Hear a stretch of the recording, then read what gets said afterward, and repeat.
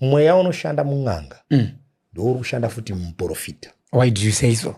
Because ukatora n'anga ukatora muprofita uyu zviri kuitwa nen'anga ndo zvaari kuita. For example, ngatipindei Masowe. Ukasvika paMasowe paari kuita munhu basa rake anodhibvisa bhutsu.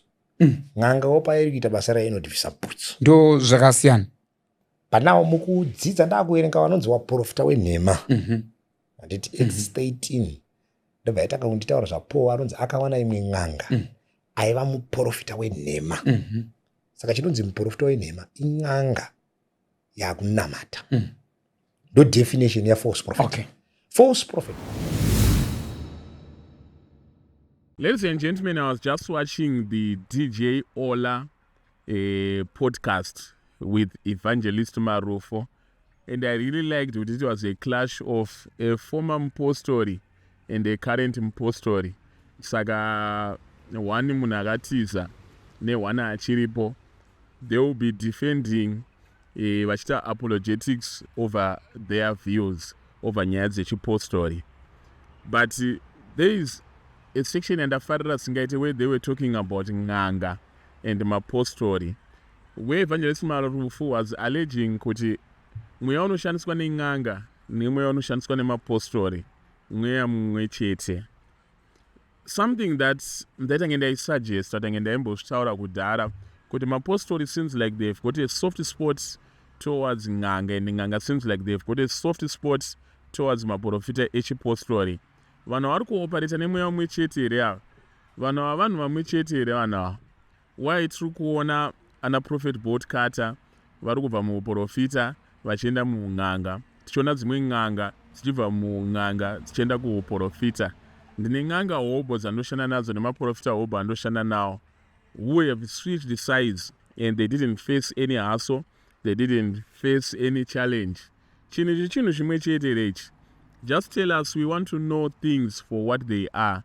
We want to know kana mweya waGnacio uriwo semu mweya unobuda pamhondoro or unobuda pana Chaminuka. Whatever the case is, I'm just going to play the video for you manje. Murione, munduze what you really think, and munduze that the earnest and genuine ndiani pakati pa Ola na Evangelist Marufo. Evangelist Marufo is my good friend, good evangelist, good mentor, someone whom I look up to. The same way Nana DJ Ola, good friend, someone I look up to also. Munaripa level one day ndofana kuzosvika. Kwete level kuzoapologize hangu, ina apologize. But I mean with the level iroro. So I want you to watch that video just now and you tell me what you think. And maybe to do I'm sure nice Kupi, where is he right now? I'm at a very beautiful place. Kanora munaloma gondi wapa pa robots aya uchibva nekuavonde what akusvika pa Greencroft. Let me just invite Tanaka wepana vanongo mubvunza one or two things and then we watch the video. Tanaka.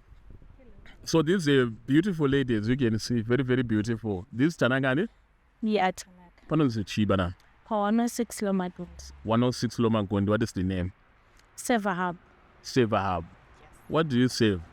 We serve rice dovi, makuru, T-bone, fish, bratwurst, then there's sada, there's my chips, and soon we'll be having tea for $1 deals. For $1 deals. I understand that this place is not cheap, but it's affordable, isn't it? Yes. But it's affordable. Down.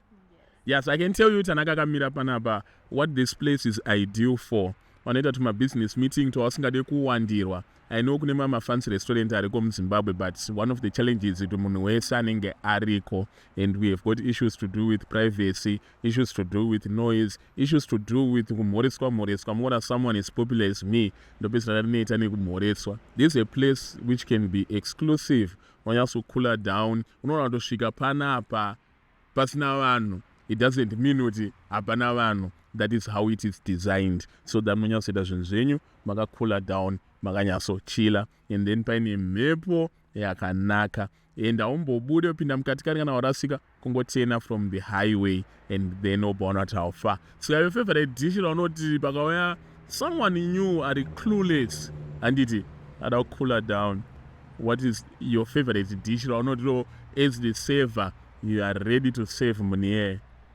T-bone. Sards. T-bone and sards. So if you are here, Tanaka and many others, they will save you with T-bone and sards. Let us watch Nyaya Evangelist Marufo na Ola, a former impostori and current impostori. T-bones what unganga ne profiters no pina in the same sentence here. Evangelist. Yes. Zvaiitika kumasoweka zvamakaona kuti kana zvamusanya kutonzwisisa nezvazvo. Okay, inini ndakanga ndataura kuti musha tati neng'anga. So ng'anga gusha. Sorry, kana kakanga abuda pahomwe. Taienda kumakuwa tonosima huko. Gusha kana kakanga abuda aisima huko musha kuti musha uchengeteke. Mbuya Murozvi andika kana wakanga wabuda ndo wairapa anditi wairapa vanorwara kana uchinosangana mbuya Murozvi waibvisa bhutsu wopinda usina mbuya Murozvi wanga waine jira rawaipfeka kuti wagone kuoneswa mbuya Murozvi waiti kana wakaprofita munhu zvekuita womupa zvinhu zvine mhiko mbuya Murozvi waiva nembiya nehari netsvimbo. Ndikutaura ng'anga. Ndikuzvinzwa. Mbuya Murozvi wanga asingaverenge Bhaibheri. Sandra kuti uone transformation yangu. Now ndasangana nevanhu vari kundipa Bhaibheri. Kwamati mbuya Murozvi uku hakusi kumasowe handiti? Hakusi kumasowe. Right? But now mukudzidza ndakuverenga vanonzi waprofita wenhema. Handiti Exodus 18. Ndobva yataka kunditaura zvaPaul anonzi akawana imwe ng'anga. Aiva muprofita wenhema. Saka chinonzi muprofita wenhema ing'anga yakunamata. Ndo definition ya false prophet. Okay. False prophet biblically. Ko ng'anga isina kubvira yakazotendeuka kana kuti muprofita asina kubvira akaita ng'anga. Mweya unoshanda mung'anga ndo uri kushanda futi muprofita. Why do you say so? Because ukatora ng'anga ukatora muprofita uyu zvikuitwa neng'anga ndo zvaari kuita. For example, ngatipindei Masowe. Ukasvika pamasowe paari kuita munhu basa rake anodhibvisa bhutsu. Ng'anga wopairi kuita basa rayo inodhibvisa bhutsu. Ndo zvakasiyana. Ndo zvangosiyana zvokuti uyu ari kuoparata asiri kuti Mwari. Right. Let me just hold you there. Ko Moses haana kubviswa bhutsu naMwari. What wonderful. So kana wapinda munyaya yaMoses unoverenga manje bhuku raRuth. Kana tapinda muhistiri yatinoudzwa kumasowe chishanu chega chega. Tinoudzwa kuti Johani akasvika vanhu vachinamata pamasvikiro. Unzwa here? Vanhu vakanga vachiita zvemasvikiro. Vatori pang'anga kuti shangu wanga wasina. Johani akati mweya ndauya kuti ndichikubvisai mukunamata kwemadzibaba enyu kusingakusvitsei kuna Mwari. Ndichikuendesai nekuti vanhu vatema varangarirwa.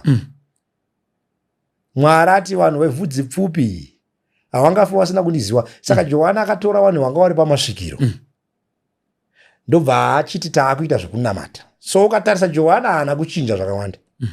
Chaakabvisa pavanhu ava akabvisa masvikiro bedzi. But the entire system was engulfed. Which system now?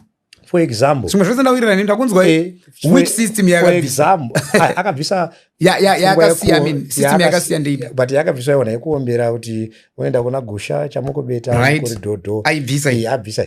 But akasiya system yekuti kana wakuuya sezvavanga vachiita kuti kuuya pasvikiro shangu dzako unobvisa 100%. Hari netsvimbo dzavanga vachishandisa pang'anga nemasvikiro haana kudzibvisa unosara nadzo. Saka ukaenda uyu haari kana asine tsvimbo anenge angori nadzo. Evangelist, yes, I'm sure you are lost there. Okay. Hari dzinei nemasvikiro. Okay, hari hadzinei nemasvikiro. But Johani zvaanga achiita anga asvika vanhu vachitodzishandisa. Munoziva here Evangelist kuti hari kana kuti mbiya hadzina chekuita nemasvikiro kana kuti dzaunzwa kumasowe because dzine chekuita nemasvikiro. Do you know that? No. Kana takumasowe manje because hatichanamate masvikiro hatigona kuti hari dzine chekuita nemasvikiro. mati system But yaunzwa saka kana system payakauya it was just blended. Ko vanhu vanoita zvakaipa vakapfeka sutu nevaita zvakaipa zvakanaka vakapfeka sutu vari muchechi toti vanhu vakafanana No, hawana kufanana. right But ndiri kutaura kuti what if it was for good? If Joanna kana aifunga kuti zvaari kuita izvi zvakanaka, then that's fine.